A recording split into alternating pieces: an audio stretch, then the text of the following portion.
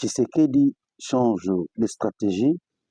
Bientôt, Nanga à la CPI, M. Paul Kakame à la Cour pénale internationale.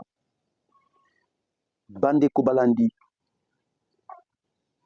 Nous surtout, il y a Olivier les News Télévision. Je suis très content et très ravi de vous retrouver une fois de plus ce soir, ce matin, pour vouloir échanger avec vous concernant l'association sanitaire de la République démocratique du Congo. Mes chers amis,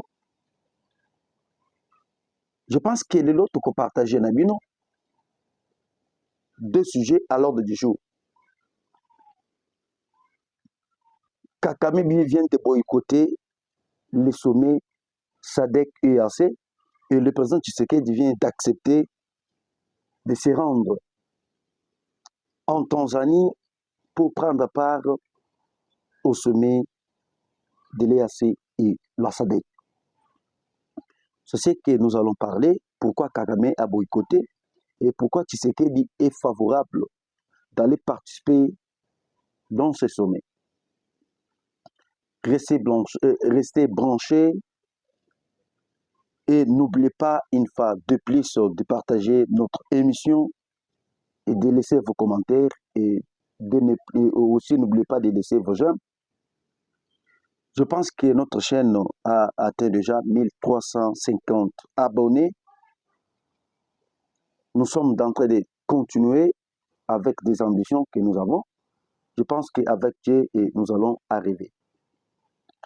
Alors, Bandeko, je pense qu'on ne manquera pas jamais de parler à ce qui concerne les dialogues Oyo, Église catholique. Basali déjà, que consulter. Bakouche, il y a un homme politique. Est-ce que l'Église catholique, il va se limiter à la consultation d'un homme politique qui a Congo, ou bien l'Église catholique continue avec sa mission d'aller consulter le M23. On va parler. Alors, Bande Kobalandi, na minute oyo ndenge tozali koyebisa bino que la perte de quitte. Tshisekedi est plus fort. Tout ce que vous voyez que Kakame, Kakuta Museveni, William Ruto, ce sont des aventures. Bayebi que Tshisekedi a fort.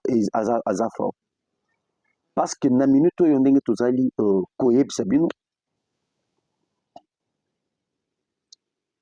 la politique européenne est en train de prendre d'autres formes, est en train de changer.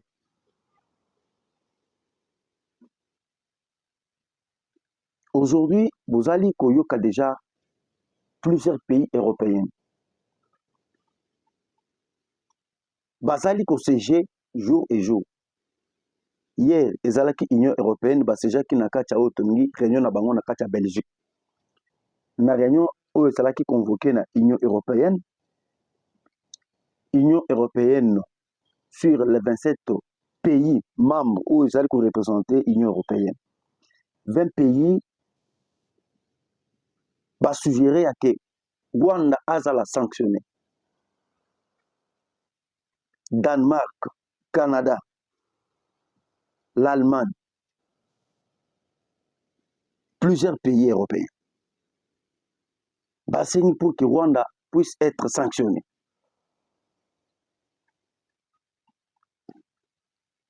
La deuxième des choses, le président et la Commission européenne,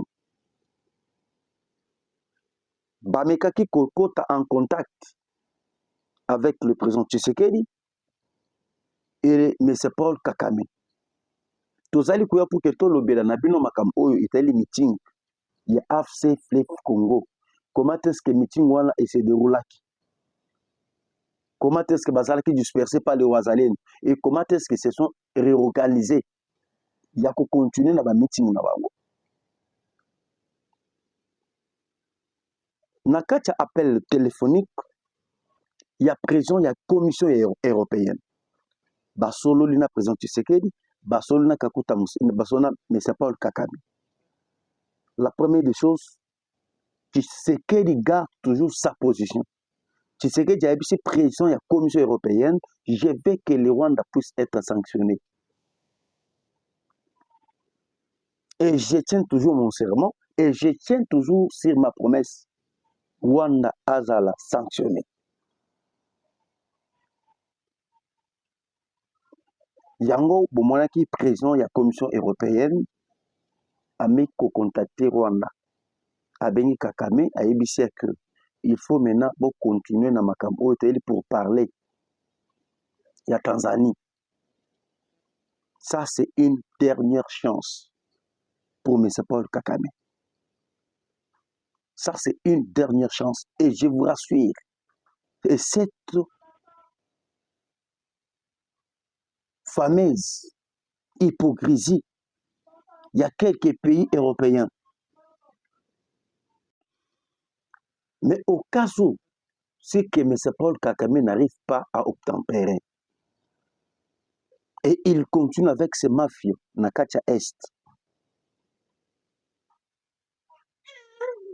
C'est le jour où Toko mona actuellement que est-ce que l'Occident, Bazali pour Kakame, l'Occident Bazali pour la République démocratique du Congo.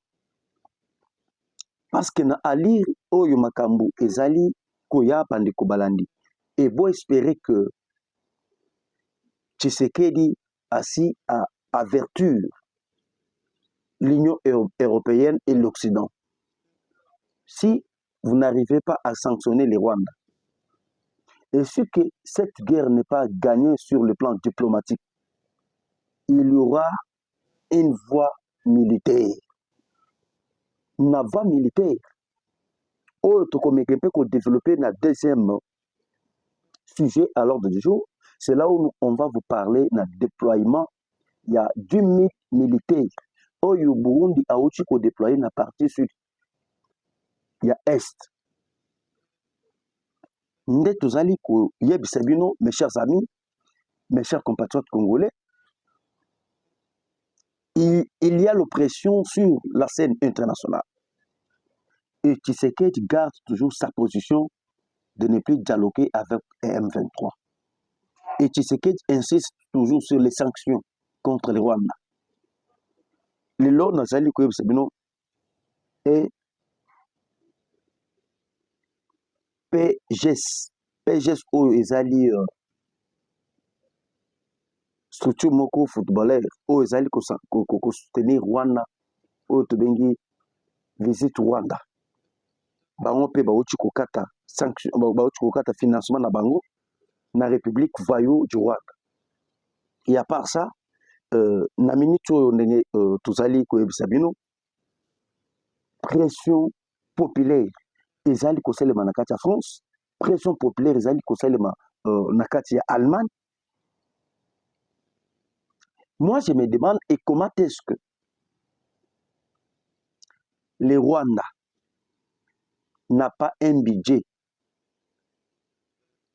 oyo ezali koleka Congo, mais Rwanda nous fait la guerre avec des munitions, avec des armes sophistiquées. C'est ce que j'aimerais vous dire, que lorsque le Rwanda nous fait la guerre, c'est l'Union européenne.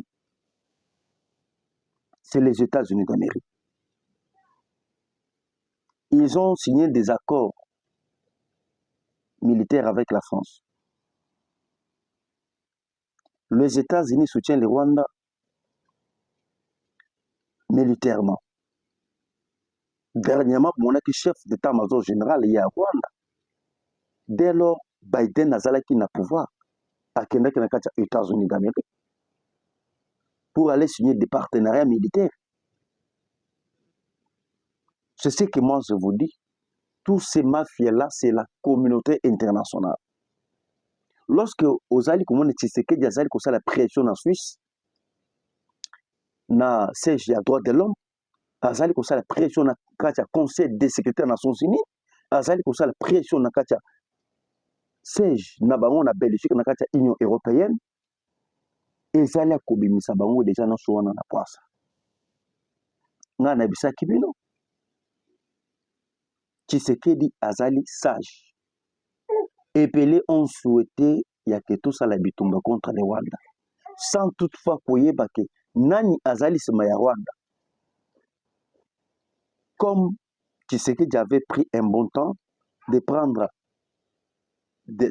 la politique à côté de son père. Yango Bomoni, avant d'aller en guerre contre le Rwanda, il a d'abord commencé à identifier qui est les vrais agresseurs, qui soutient les M23, qui prend les armes, qui prend l'argent pour soutenir les M23.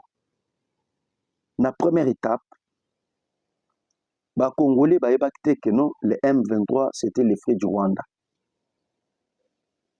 Les Congolais ont découvert que non, le M23 Oyo, Babandaki Koko Sabango pendant 18 ans, c'était le Rwanda.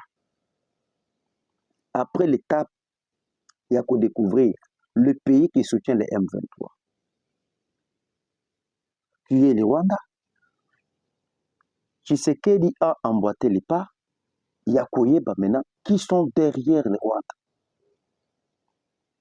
Aujourd'hui, Congolais ont quitté que c'était l'Union européenne qui soutient le Rwanda et son armée, militairement, financièrement. Aujourd'hui, maintenant, c'est aux yeux de tout le monde. Et Mokili Mobimba, et il dit que c'est le Rwanda qui est soutenu par les Européens. Lorsque on vous parle de la ville de Goma Bandeko, la ville de Goma, ça comparé et pas y a pas européen. Réunion est quota 2 fois et pas français. Cette réunion est là sur base à que non, Basalagnon surtout va récupérer ville à Goma. Yango omonaki bayaki na ba appareil. Il y a air solaire. Bayeko poser na kati ya Kiseni. Bayeko kamata base militaire na bango ba poser yango na kati ya Kiseni parce que à partir ya Kiseni bazali na facilité ya ko repérer espace aérien na biso na ville ya Goma. Chaque appareil violent oyo ezali ko mata likolo pour na ko sécuriser espace na biso bazali na capacité ko abattre yango. Yango moni la chute, il y a une petite partie à ville à Goma, c'est lié par rapport à ce que la grande puissance nous a il y a Europe Pasangana. Maintenant, qu'est-ce que nous attendons pour aux jours à venir? Maintenant, aujourd'hui, le sommet a été convoqué à Dar es Salaam. Le président Tshisekedi vient de confirmer de se rendre dans le sommet. Et pourquoi les Rwandais n'arrivent pas à accepter d'aller se représenter dans le sommet? Parce que tout le monde déjà, à travers son porte-parole, le gouvernement ya Rwanda, babandi ko pesa ba justification en disant que non, tout qui ne se présenter, tout qui n'était, c'est parce que bazali na ko traverser situation terrible et chaotique na kati mboka na bango. C'est pour cela nazali ko yebse bino, mes chers amis, mes chers compatriotes, restez à l'écoute, restez branchés, restez toujours connectés et branchés comme il faut. Alors, na minute où Boyoka combattre est-ce que réunion a été convoquée? Représentativité ya pays membre ya SADC ya ba président bakozala. Représentativité ya pays ya EACP bakozala. Là où maintenant Kakame il sera jugé et condamné à la CPI pour crime contre l'humanité, pour crime contre nos frères qui sont à l'Est pendant 30 ans de guerre. Na Katia Sommet, vous devez savoir une chose.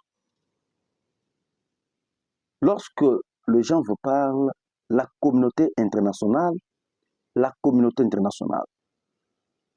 Il faut voir que ce sont les décideurs du monde.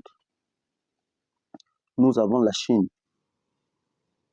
la France, la Russie, les États-Unis d'Amérique, la Grande-Bretagne, ce qui fait 5 pays qui décident pour le monde.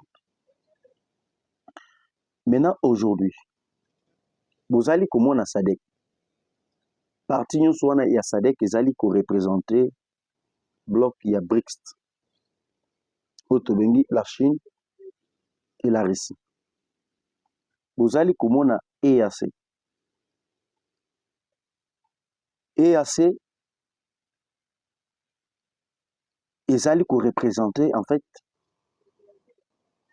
parti il y a occidentaux. Alors, comme le président Tshisekedi était sage, a dit que non, encore que jamais qu'aucun il y a côté que Congo comme un pays à conflit, il y a une grande puissance mondiale, bango babona na kati RDC. Alors quoi faire? Il faut maintenant chaque structure, il y a Afrique qui est à la représenter dans la grande puissance na bango. Il y a un moment de l'eau, l'Afrique du Sud dans la kati réunion au Conseil Malélo, il sera représenté par la Russie sera représentée par la Russie. La Russie sera représentée par l'Afrique du Sud. Et l'EAC, qui est soutenu par les Occidentaux, sera représenté par les Kenyans de M. William Ruto. Maintenant, les deux parties prenantes, Bakofanda, ils vont maintenant parler concernant maintenant pour leurs intérêts et pour leur maintenant, en fait, pour leur partage. Il y a des minéraux stratégiques. Parce que le problème qui est là, il faut boyer. Le Rwanda de M. Paul Kagame, c'est un pays que l'Occident a toujours utilisé pour avoir les contrôles, il y a des minéraux stratégiques. Maintenant, aujourd'hui, bon, mon qui présence, il y a des militaires sud-africains dans le sol congolais. Balinga qui peut attaquer le Rwanda. Si le Rwanda continue, il y a Koko Tanakata Congo clandestinement depuis des minéraux, l'Afrique du Sud devrait répondre. Mais pourquoi l'Afrique du Sud? Actuellement, ils ont accepté de convoquer ces sommets. C'est-à-dire, Nazali Kouebsabino, l'Occident et le BRICS, Bazali, maintenant, on peut se mettre maintenant ensemble et d'accord concernant le minerai stratégique de la République démocratique du Congo. C'est là où on a eu Nazali Kouebsabino que Kalamingi te bozo ka mandat d'arrêt Ezali Kouya contre M. Paul Kagame. Et mandat d'arrêt Ezali Kouya contre M. Corneille Nangaa. Parce que Bango Nyonso Bazali Wana, l'Occident Bakouak Sabango et le BRICS Bakouak Sabango. Pourquoi? Parce que se mettent déjà d'accord na réunion où Ekosalema na kati ya Bengi Dar es Salaam. Yango Boyoki Kagame ayoki déjà qu'il y a déjà un danger qui arrive. Na danger où Ezali Kouya Mbalamoko a s'abstenir à boy kokota na makambo ya réunion. Alors que non, il est empêché par rapport à la situation où ils allaient traverser dans Mboka Naye Ezali bien te azofanda côté de délégation. C'est-à-dire à quoi déjà dans Mukambo. Ayebi déjà, et d'ici là, je vous rassure que retrait ezo salema yango moko na est. Bananga nyonso wana ozali komona wana ezali aventure pure et simple. Rwanda bako se retirer calmement. Et ceux qui vont se retirer, beaucoup après ces sommets, où ils ont ça les malédos, bako ça go, il y a que quoi attaquer bango. Parce que dans la minute par rapport à financement, oh il y a pas de financer et pas européen. Pour qui déjà ba pays épelé ba senga ki bacha Rwanda embargo et ba mboka épelé ba senga ki non Rwanda ba kasser na oyo eteli financement na yo ba mesana couper ça y. Les choses sont en train de s'empirer. Yango biso tozali koyebisa bino bato oyo bazali ko espérer ya que il y aura dialogue ezate. Bolandi pe langage ya Camer lelo akeye na kati ya Maroc. Na Maroc oyo Camer akeye, Camer commence à changer son langage. C'est-à-dire à comprendre déjà signe du temps. Camer pensait que non, Tshisekedi sera roulé dans les farines par les Européens. Maintenant, Tshisekedi est un politicien de carrière. Lorsqu'on comprend déjà que Tshisekedi na alir oyo makambo ezali kuya Tshisekedi va gagner cette bataille. Yango moni Kamel commence à changer son langage devant Parlement ya Maroc. Bandeko Balandi, que le Congo c'est un pays solution. Tout ce que vous voyez aujourd'hui, Tshisekedi a déjoué une troisième guerre mondiale. Il y a que bandate na kati ya Congo. Parce que ceux qui ont bien, les Européens, balinga qui va banda kubunda et pas na bango. Bakimi bitumba na kati ya Russie na Ukraine et ils cherchent maintenant à allumer les faits ici en Afrique, précisément na kati ya Congo. Pendant la troisième guerre mondiale. Mais Tshisekedi a joué avec la sagesse. Tshisekedi a joué avec l'intelligence de délocaliser maintenant cette guerre, cette troisième guerre mondiale, de ne plus qu'ils allaient activer dans le Afrique. Yango boyokaki Ndayishimiye abandaki ko insister na ali oyo makambo ezali koya toko risquer bitumba oyo ekoma une guerre régionale. Parce que ce qui est lié que Tshisekedi a joué avec la sagesse akende na lombango ya ko attaquer directement le Rwanda. L'Ouganda alingaki atika te, Kenya alingaki atika te, et lorsque bato nyonso balingi basangana batake Congo, le Burundi, l'Afrique du Sud, le Malawi, bango mpe balinga mpe bakota mpe na bitumba yango elingi se déclarer et s'enflammer troisième guerre mondiale. Yango tozali koyebisa bino. Tout ce monde que vous voyez là, les Nanga et tout consort tenu par les Rwanda, fini les récréations. Récréation na bango esili. Eza ba aventure, bako se retirer calmement. Nga na moni ndenge basali ba mitingi na bango nako na moi partie est ya ville comme oyo bango bazali ko contrôler. Na moi partie est oyo bango bazali ko contrôler, na moni basali ba aventure. Pourquoi j'ai dit ça? Bomonaki komate se mitingi na bango ebandi bawazali baye ko disperser bango. Et lorsque va disperser bango, baki kosala ba aventure ya kokamata ba Kenyans, ba Rwandais, kokotisa bango na borne 12, na borne 13, pour que bango va remplir basta auto bengi stade. Mais comme peuple pe ba musupe bazala ki wana pour parce que par rapport à ba menace, ba torture, basali bango akeno bango bazala toujours na kati ya marche ko oye na kati ya marche te et na kati ya meeting na bango te ba kobeta yo. Bango moni par rapport ya otage oyo bazwaki bango baimposer bamosusu bafongola bamagasin te bamosusu bafongola oyo tobengi baboutique na bango te. C'est pour cela ils se sont coincés ya koya toujours korépondre na kati ya bamiting na bango. Na meeting oyo esalamaki bavideo etamboli peuple congolais balingi président na bango. J'ai vu un comatricien alwati pena short ya Fachi ya président de la République. Bato bango bazali koboya muto bango bazali koboya etomoni mbeda peuple aye pena na t-shirt oya Fachi polo aye ko assister na kati ya Goma na meeting na bango. Et bato mosusu bazali koyembela bango yoka bandeko balaki na kati ya meeting na bango bazali koyembela bango Tshisekedi du président, Tshisekedi du président. Na meeting, j'ai des images. So on a posé image na kochindi la yo. Bazo yemba Fachi président, Fachi président. Et lorsque on a un peu koyemba auto mingi debo congolais, l'hymne national. Bazali ko répondre à bango. Notre province à Nord Kivu ne sera pas divisée. Il construira toujours son unité. Masisi, Kichanga, Sake, Goma qui composent le Nord Kivu. Wana na kati ya nzembo ba Congolais bazoyemba na kati ya meeting na bango.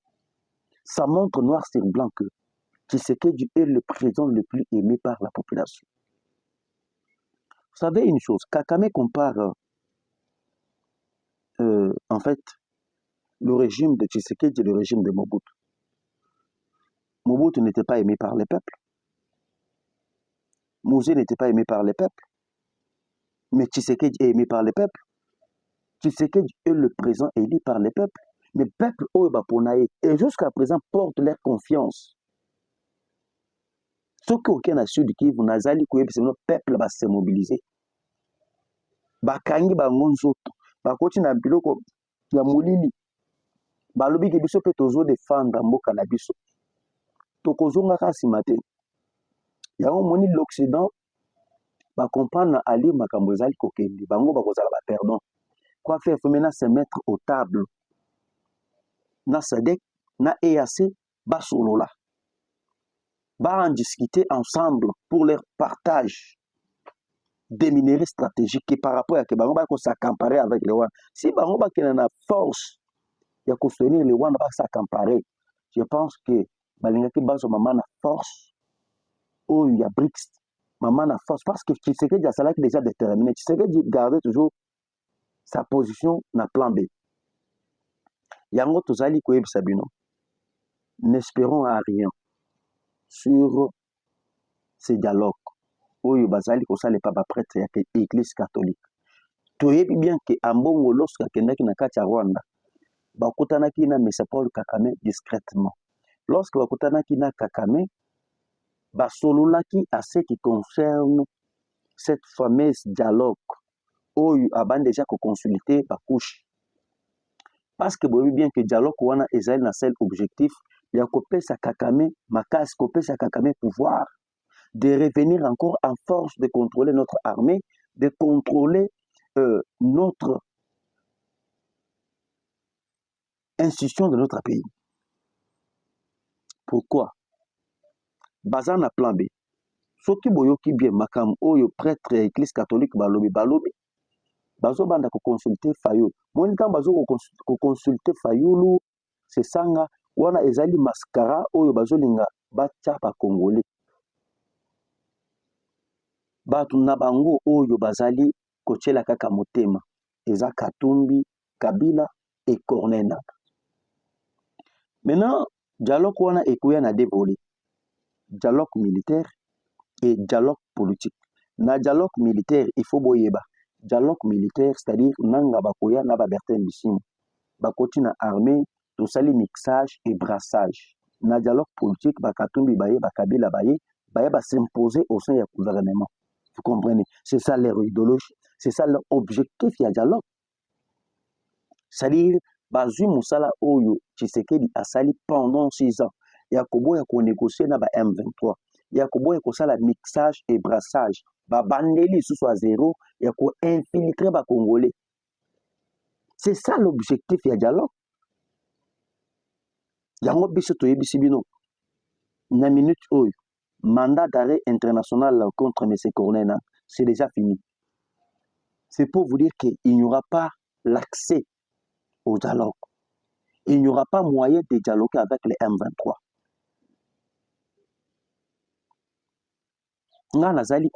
Tshisekedi garde toujours sa position et il est ferme. Aibisaki déjà bango ata lelo ki M23 bakoti na porte ya oya na moni bango ndenge basali koya na kotikala jamais concédé te ko dialoguer. Et mondele pe batu ya boye mondele ata la pena batu ya boye tosali pression militaire, tosali pression politique, tosali pression diplomatique, mais il ne cède pas. C'est-à-dire il est déterminé sur sa position. Ne bon on appelle solution isomona. Alors mes chers amis, mes chers compatriotes congolais, nasali koyebisa bino que personne ne vous trompe et beau céder na manipulation ya ba ennemi. Na minute oyo parti à Sud Kivu ezali bien sécurisé. Que personne ne vous trompe que non Sud Kivu ezali menacé patati patata denge tozali komona na ba réseaux sociaux. Sud Kivu ezali protégé et actuellement le Burundi vient de déployer 10 000 militaires de forces spéciales formées en Russie. Baouch Kokitepe na partie ya Sud Kivu. Ayez vos apaisements, ayez votre mal à patience et calamité, on va déloger l'ennemi na côté ya Goma.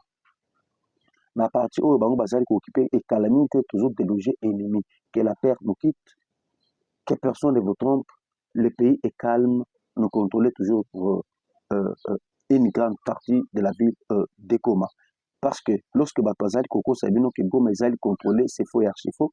Parce que ce qui est la totalité de la ville de Goma est contrôlée, il fallait pas contrôler par les présidentiels. Il faut bango ba contrôler au Yotubengi mairie ya Goma, il faut bango ba contrôler l'assemblée provinciale ya au Yotubengi ville ya Goma. C'est ce que je vous dis, pas de dialogue, pas de négociation. Nous sommes déterminés de soutenir le président de la République, Félix Antoine Tshisekedi Tshilombo. Je dis et je vous remercie. Plus 243 89 335 82 51. Plus 243 89 335 82 51.